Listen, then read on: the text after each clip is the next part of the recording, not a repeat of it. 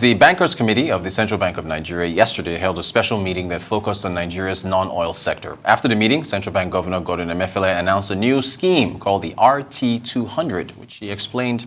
Let's listen. Careful consideration of the available options and the wide consultation with the banking community, the CBN is effective immediately announcing the Bankers Committee's RT200 FX program, which stands for the Race to $200 billion in FX repatriation into Nigeria. The RT200 FX program is a set of policies, plans, and programs for non-oil exports that will enable us attain a lofty yet attainable goal of $200 billion in FX repatriation exclusively from non-oil exports over the next 3 to 5 years. And we are optimistic that this can be achieved. The RT200 program will have the following 5 key anchors. 1. Value-adding export facility. 2. Non-oil commodities expansion facility. 3. Non-oil FX rebate scheme. 4. Dedicated non-oil export terminal. And 5. Biannual non-oil export summit. Let me briefly describe each of these anchors. The value-adding export facility will provide concessionary and long-term funding for business people who are interested in expanding existing plants or building brand new ones for the sole purpose of adding significant value to our non-oil commodities before exporting same abroad. This is important because the export of primary unprocessed commodities does not yield much in foreign exchange. In Nigeria today, we produce about 770,000 metric tons of sesame seed, cashew, and cocoa. Of this number, about 12,000 metric tons are consumed locally and 758,000 metric tons are exported. The unfortunate thing, though, is that out of the 758,000 metric tons that are exported annually, only 16.8% is processed.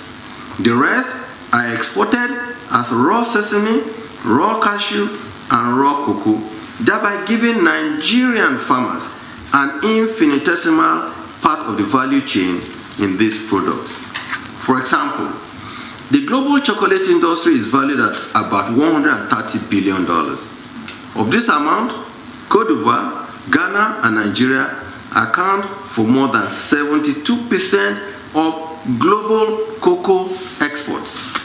Yet, because we mainly export raw cocoa beans, Cote d'Ivoire gets or earns $3.6 billion annually. Ghana generates $1.9 billion annually.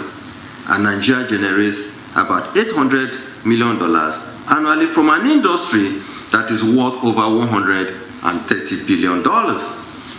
In contrast to West African countries, Belgium accounted for 11% of global chocolate exports in 2019 at a value of $3.16 billion.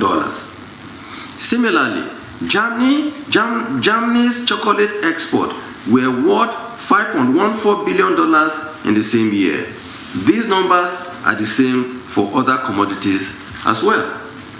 Therefore, given these alarming disparities between exporters of raw commodities and exporters of semi-finished or finished products, we believe that the value-adding export facility is a first step to getting back some of this foreign exchange that we rightly deserve.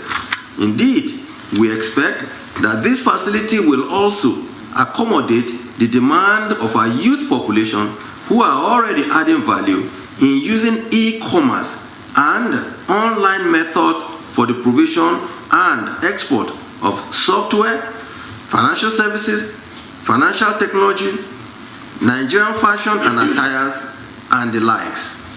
As long as these exports are captured from NXP and the FX process are repatriated and verifiable by the CBN, we will accommodate such businesses under this facility.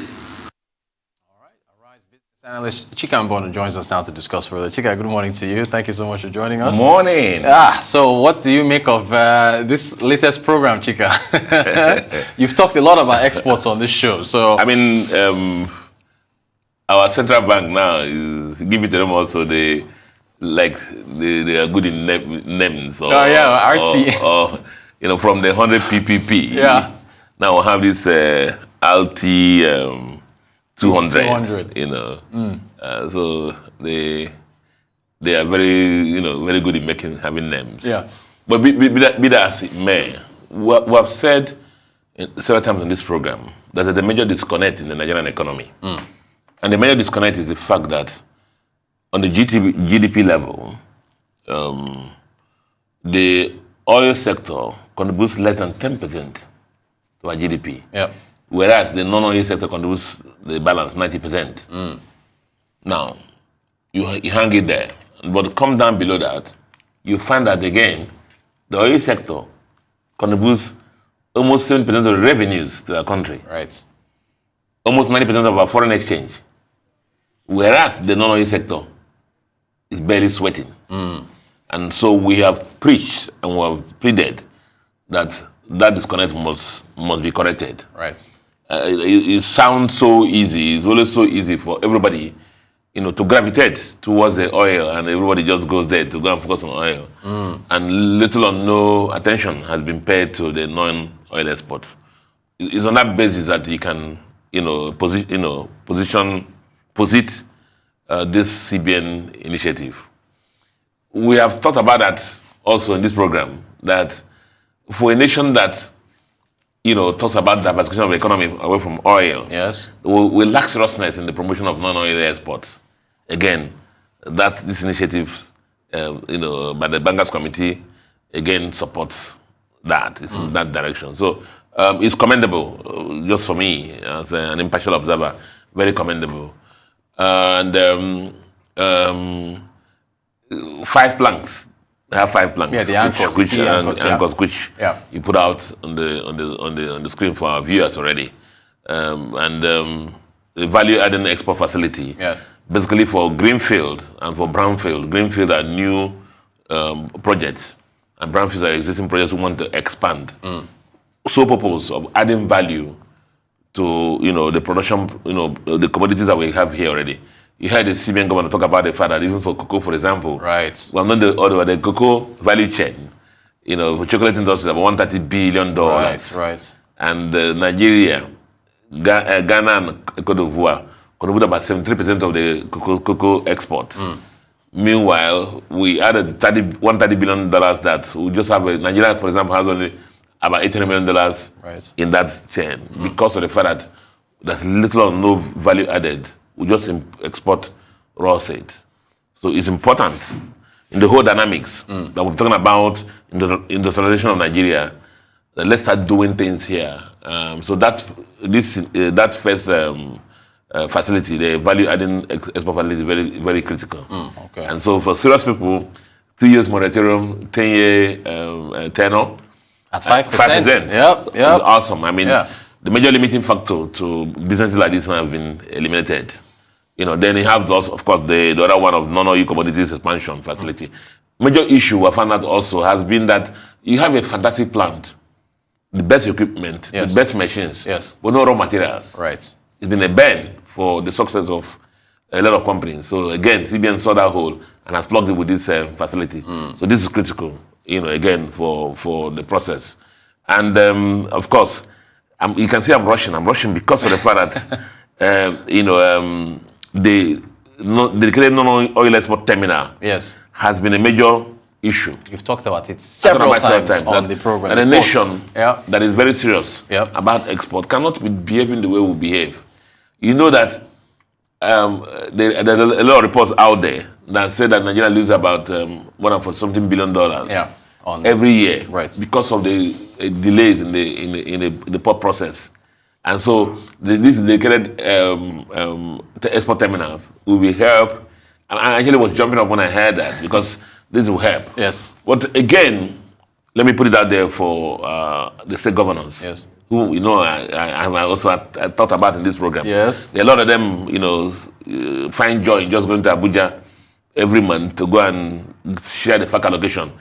The CBN and the Bankers Committee has thrown the gauntlet to them that are willing to partner in the next 3 months, select a state that have, work with them on this export terminal.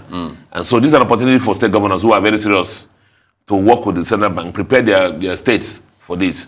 And as I know, it can be only one export terminal. Right. There can be several of them. So several states can profit from this. And you can imagine the level of employment, that will come from there. The other one also that we thought about was the rebate. The rebate. Oh, the rebate. Yes. The FX, FX rebate scheme. Yes. You saw the naira for dollar exchange. Correct. Yes. Has worked from $6 million a week. CBN gets in about $100 million now for diaspora remittances. Along those with those incentives. Yes. Now we have thought about again in this program that you can't expect exporters to buy raw materials at that other rate. Right. That's very high. And then when they bring their proceeds, you want them to sell at official rate. Right. That it's a major disincentive. They would like to take their proceeds to get a higher premium on that. Right. Which is a major limiting factor when we thought about the diaspora remittances. And once CBN did that, market to market, it helped to open the floodgate of remittances.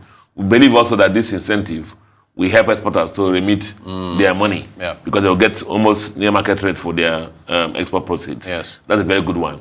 The other one I thought about also in this program is the fact that it looks like CBN actually was they have to pay also. Listening to your points. They have to pay us because we thought about the fact that that hold a town hall meeting and communicate with people. Yes, and so, stakeholders. the stakeholders. Listen to them regularly. And CBN has said that this is going to be biennial now, and I was very thrilled by that. And the first one I'm going to hold in April. Listen to them, understand that because you have to demonstrate that if you're serious about focusing on non-oil export, you must hear these people and their problems, and which are numerous. So in the balance, I think this is a very good initiative. Like most things, implementation is the key, and I hope that the CBN people, along with the Bankers Committee, will work on that. But as CBN, knowing the banks in Nigeria, when there's something for them, sometimes they're not so dedicated to it. Yeah. I guess that's why the CBN governor has said that by the end of the year, he will not sell dollars to the banks. To the banks again. What do you think that? Because they should focus on this. If they focus on this project, yes, the export proceeds are pouring in like that's what are pouring, and they don't need any CBN dollar. Right. The export proceeds coming for the customers from The customers that are financed will be enough for them to do their efforts and rations.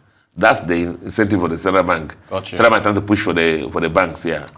So that is very, very key. One other thing that came out from the discussion is that we broke the news here about the rollover of the forbearances. Yes, the interest rate. Yes. The forbearances. We broke the news that CBN extended to 2020. March 2022. Yes. To expire March 2022. Yes. But again, he graciously said that he has given 1 more year to expire in March 2023. So that's another one good one for. That is a big relief for. It's the pro-growth initiative, and it's big relief for manufacturers who have borrowings in the intervention fund, and that will help them in moderating their costs. So these initiatives are out there for the genuine, mark my words, genuine, exporters, genuine manufacturers. There's a major limiting factor the major limiting factors have been removed, and we thanked the CBN for this and the Bankers Committee for this, and hope that they will go in and then use it in initiatives or incentives to bring in these dollars that we need exactly into the country. Because I've said it all this way that when everybody's talking about exchange rate, the price of a commodity is determined by supply and the demand. Exactly. If we're getting all our exchange rate just from the oil is out 1.6 million barrels a day times whatever rate is limited. Right. And then even now for our country, when the oil comes in, what do? Pay salaries. No. We'll turn around and use it to import PMX. Correct. So that is the major. So there's no accretion to our reserve that will not boost our FX exchange rates, naira dollar exchange rates. Support it because in good times in the past, when oil prices rise like this, our exchange reserves won't be something like $40 billion. Right. We would have reached about $80 billion now, and CBN will have the latitude to do a lot of things to moderate our exchange rate. Gotcha. So let's all support the initiative and commend the Bankers Committee and hope that this works for our country. All right, Business Analyst Chika Mbonu. Chika, thank you so much for joining us. Thank you. Appreciate it.